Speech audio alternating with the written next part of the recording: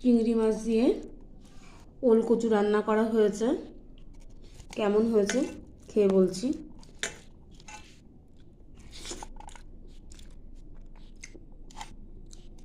খুব টেস্ট হয়েছে, পুরো মাংসর গ্রেভির মতোই লাগছে।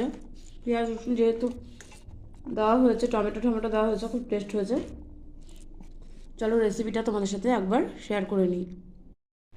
আলু আর ওলটা সুন্দর করে কেটে নিয়েছি একই রকম করে। এটাকে একটু নুন হলুদ দিয়ে ভাপ দিয়ে নেব, সিদ্ধ নয়।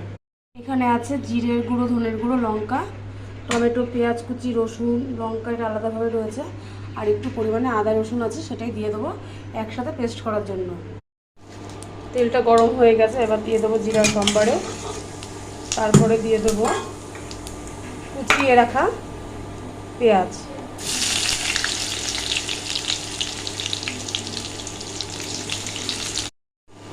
এবার দিয়ে দেবো কেটে রাখা টমেটোগুলো।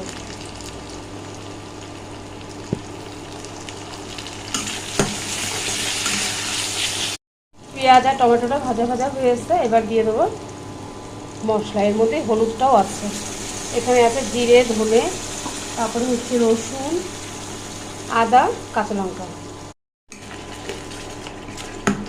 ভালো করে মশলাটা কষিয়ে নিই।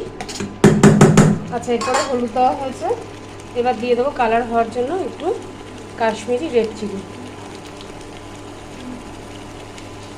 দিয়ে দেবো স্বাদ মতো লবণ। এবার ভালো করে মশলাটা কষিয়ে নিই। চিংড়ি মাছটা আমি একটু জাস্ট নুন দিয়ে ভেজে নিচ্ছি। চিংড়ি মাছ দিয়ে ওল কচু আমার রান্না কমপ্লিট। এবারে নামিয়ে ফেলবো। একটু গরম মশলা দিয়ে নিই, আমি কিন্তু ঘি দেবো না।